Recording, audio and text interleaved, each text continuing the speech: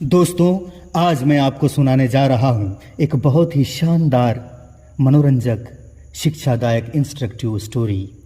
Hope you enjoy this story. तो दोस्तों, let's start the story without missing a minute.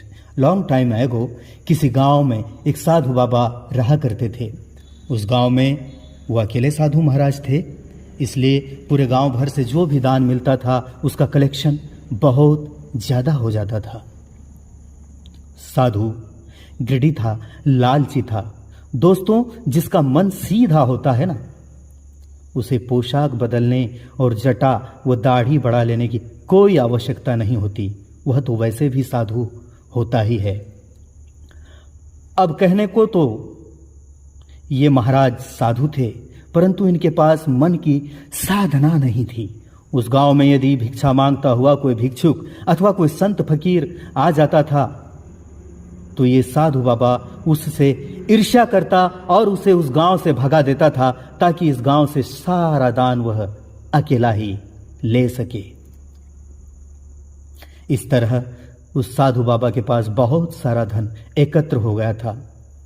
किसी संत ने कहा है दोस्तों कि पानी बढ़े नाव में, घर में बढ़े दाम, दोनों हाथ उलीचिए यही सयानो काम। यदि नौका में जल बढ़ने लगे तो उसे उस नौका से शीघ्र ही बाहर निकाल देना चाहिए, वरना जीवन को खतरा होता है।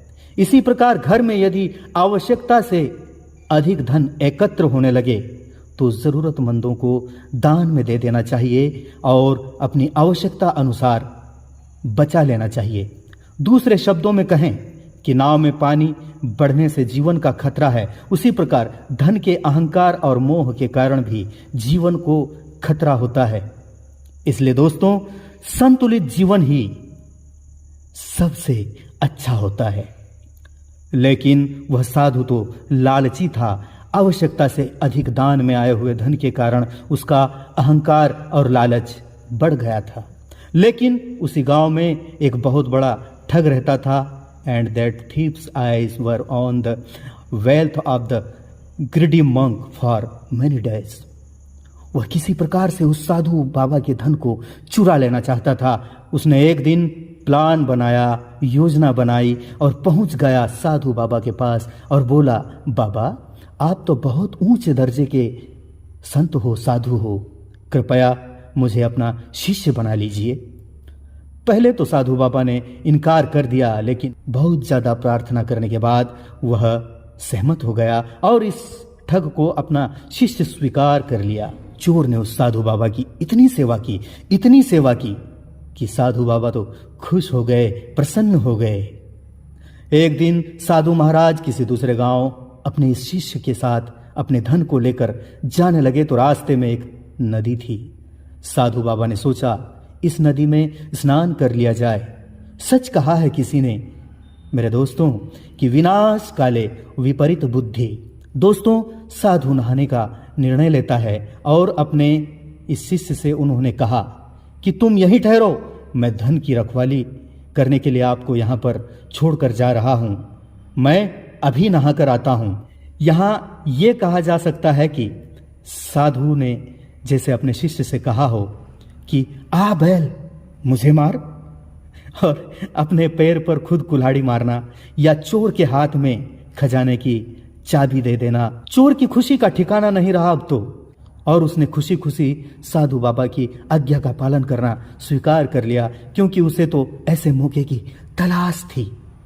फिर क्या होना था दोस्तों, उधर साधु स्नान करने गया और इधर उस चोर ने अपने काम को अंजाम दे दिया। जैसी करनी वैसी भरनी। साधु ने वापस आकर के देखा तो न वहां शिष्य था, न ही उसका धन कहीं नजर आ रहा था। साधु ने अपने माथे पर हाथ लगा लिया और बड़ा पछतावा करने लगा। इसलिए संत कबीर ने कहा है कि लालच नहीं करना चाहिए। लालच से अहंकार पैदा होता है और अहंकार से जीवन का नाश होता है। माखी गुड़ में गड़ी रही, पंख रहे लिपटाए। माखी गुड़ में गड़ी रही, पंख रहे लिपटाए।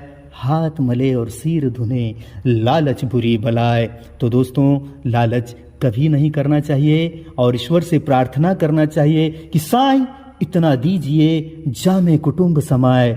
साईं इतना दीजिए जा में कुटुंब समाए, मैं भी भूखा ना रहूं, साधु न भूखा जाए, साधु न भूखा जाए।